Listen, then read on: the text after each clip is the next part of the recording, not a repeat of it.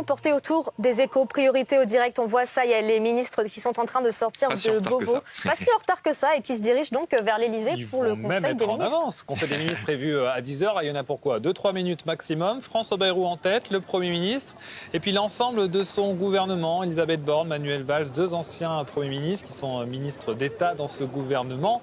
Gouvernement qui a mis du temps à être monté. François Bayrou voulait...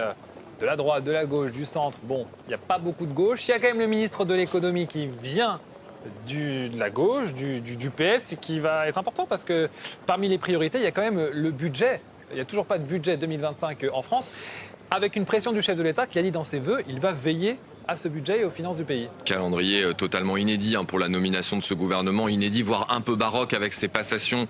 Peut-être certains vacanciers l'ont manqué, ces passations qui ont eu lieu le 24 décembre au matin pour la plupart.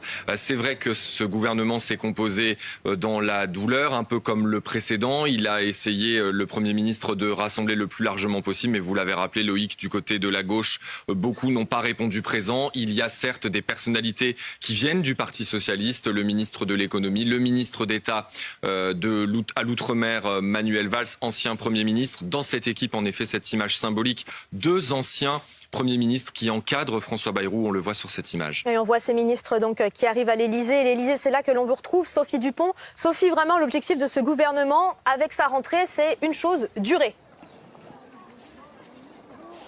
Oui, c'est le vœu que beaucoup de ministres que vous voyez actuellement sur les images de BFM TV ont dû formuler lors du passage à la nouvelle année. Ces ministres qui arrivent, vous voyez, qui sont pile à l'heure, groupés, qui n'ont pas répondu aux sollicitations des journalistes lors de leur entrée, avec au moins un absent quand même, Jean-Noël Barrot, l'actuel ministre des Affaires étrangères qui est en déplacement en Syrie. C'est pour ça qu'il n'y aura pas de photos de famille aujourd'hui, ici, à l'issue de ce premier conseil des ministres du gouvernement Bayrou. Ces ministres qui, vous le voyez, rentrent actuellement dans l'Elysée pour leur premier Conseil des ministres, voilà, avec les retardataires. On voit notamment Gérald Darmanin et Patrick Mignola qui sont un petit peu... Et Sébastien Lecornu, que vous voyez aussi, Sébastien Lecornu qui a survécu à tous les remaniements du gouvernement Macron depuis 2017. Et aussi, à la fin, vous voyez notamment Rachida Dati qui ne répond pas aux sollicitations, mais qui va peut-être prendre le temps de faire une pause pour la photo.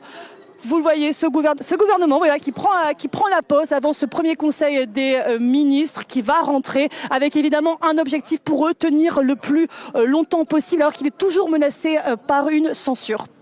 Merci Sophie. L'expérience me pousse à dire que la technique du retardataire, c'est pour être sûr au moins d'être bien sur l'image et d'être pas caché par un collègue, Alexis. La question de tous ces ministres et certains qui ont déjà une carrière derrière eux, c'est de se dire pour combien de temps ils ont signé. Oui.